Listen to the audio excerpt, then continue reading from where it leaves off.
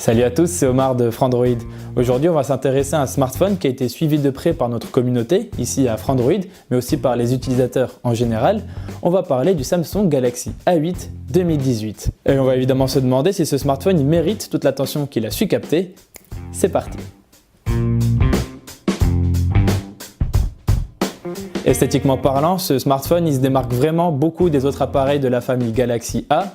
Il se rapproche beaucoup plus d'un Galaxy S8 ou d'un Galaxy Note 8. Et oui, le Galaxy A8 2018 est lui aussi passé à un ratio 18,5 avec un écran qui se veut borderless. Quoique Samsung parle officiellement d'écran panoramique, mais bon, ça c'est plus pour votre culture générale. Avec toutes ces transformations, quand on regarde le téléphone de loin, on pourrait presque le confondre avec un Galaxy S8, mais il y a quand même pas mal de détails qui permettent de le différencier facilement. Le plus flagrant, c'est au niveau des contours d'écran, à gauche et à droite, mais aussi en haut et en bas.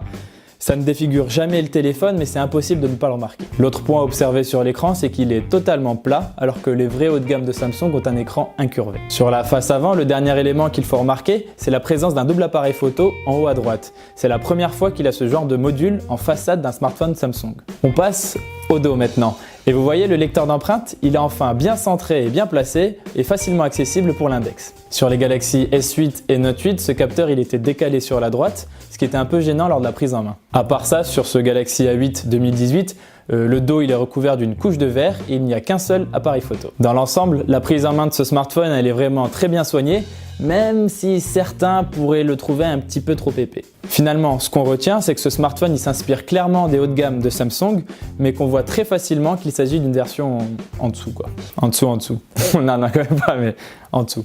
Enfin, on notera que le téléphone est étanche, qu'il y a une prise jack et un port USB-C et qu'il n'y a pas de bouton Bixby sur la tranche. Comme on l'a dit, l'écran Super AMOLED a un ratio de 18,5 avec une diagonale de 5,6 pouces pour un affichage Full HD+, ce qui équivaut à 2220 x 1080 pixels. Si mes chiffres sont justes. Ils sont justes. La qualité d'affichage est vraiment excellente, avec un contraste aux petits oignons, une luminosité maximale largement suffisante et une température des couleurs bien soignée. Notez que comme toujours sur les appareils Samsung, vous pouvez choisir d'afficher des couleurs beaucoup plus proches de la réalité en optant pour l'option basique dans les paramètres d'affichage. Malheureusement, il y a un vilain défaut à observer. Quand on regarde le téléphone en biais, on voit une sorte d'effet arc-en-ciel sur l'écran et qui n'est pas vraiment très joli. C'est dommage. Le Galaxy A8 2018 ne dispose pas nativement d'Android 8.0 Oreo, il faut se contenter de la version 7.1.2 du système d'exploitation mêlée à l'interface maison Samsung Experience. Le tout est plutôt sobre, élégant et facile à utiliser. Pêle-mêle, on peut mentionner le fait qu'il est possible de personnaliser l'interface, qu'on dispose d'un écran Always On Display quand le smartphone est éteint et qu'il y a une application qui s'appelle Dossier sécurisé où l'on peut cacher des fichiers, des vidéos, des comptes de réseaux sociaux que l'on peut protéger avec un mot de passe. Comme ça, même si vous prêtez votre smartphone à quelqu'un, il ne pourra pas fouiner dans votre vie privée.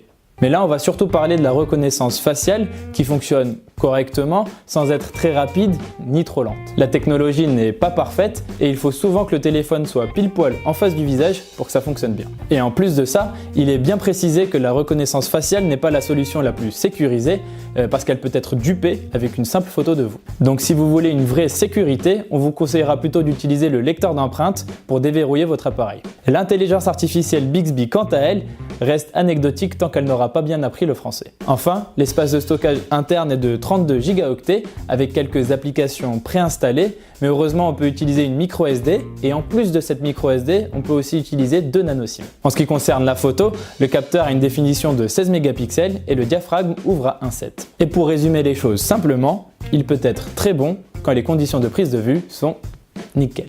Dans ce cas de figure, on obtient de belles images où c'est surtout le rendu des couleurs qui séduit les yeux, tandis que la finesse des détails est correcte. Par contre, l'appareil photo est, disons-le, capricieux. Dès qu'on doit composer avec une faible luminosité ou avec une scène ou éclairée de manière complexe, le capteur a tout de suite beaucoup trop de difficultés. Les traits sont plus grossiers, plus empâtés et globalement on obtient très rapidement une photo floue et trop lissée. Il est d'ailleurs très difficile de faire la mise au point sur un objet mal éclairé quand on est assez rapproché. Pourtant, quand les conditions sont clémentes, le téléphone offre de jolis effets bokeh. Pour les selfies, il faut compter sur un appareil photo de 16 et 8 mégapixels qui permet de créer du flou derrière soi et de jouer avec avant ou après la prise de vue. C'est complètement gadget, mais la qualité est correcte et ça permet de bien faire ressortir grossir son visage sur les photos. On peut aussi changer d'objectif pour varier les focales, mais la différence elle n'est pas frappante. Et on notera aussi Bixby Vision, une intelligence artificielle présente dans l'appareil photo qui sait reconnaître les objets sur une image et lancer une recherche sur les sites d'e-commerce pour que vous puissiez acheter le produit. À l'intérieur du téléphone, on trouve une puce Exynos 7885 supportée par 4 Go de RAM.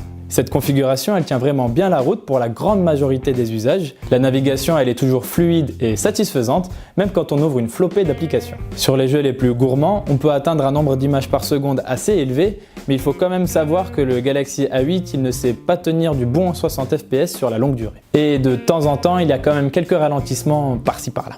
Sur des MMO qui exploitent beaucoup le CPU, on sent que le smartphone galère un peu et il faut vraiment éviter de pousser les paramètres à fond dans ces cas-là. À ce niveau-là, on sent vraiment une grosse différence par rapport aux puces haut de gamme comme le Snapdragon 835 par exemple. On peut vraiment parler d'un fossé en termes de performance. En ce qui concerne l'autonomie, le Galaxy A8 2018 est vraiment excellent. Il peut tenir très longtemps grâce à sa batterie de 3000 mAh. Il n'y a pas besoin de le recharger systématiquement tous les soirs et en étant un tout petit peu modéré, on peut facilement tenir 2 journées complètes. En gros, il ne vous laissera pas tomber même si vous jouez assez régulièrement à des jeux et que vous regardez des vidéos. Et en cas de panne, vous pouvez profiter de la recharge rapide. On peut récupérer à peu près 50% de la batterie en un peu plus de 30 minutes. Le Samsung Galaxy A8 2018 est donc un smartphone très convaincant, surtout si on se focalise sur sa qualité de prise en main, sur son écran et sur son autonomie. On regrette juste qu'il ne soit pas un peu meilleur en termes de photos en faible luminosité et qu'il manque un petit peu de puissance sur certains usages. A noter qu'il est compatible avec toutes les bandes de fréquence 4G en France. Le smartphone est déjà disponible au prix conseillé de 499 €.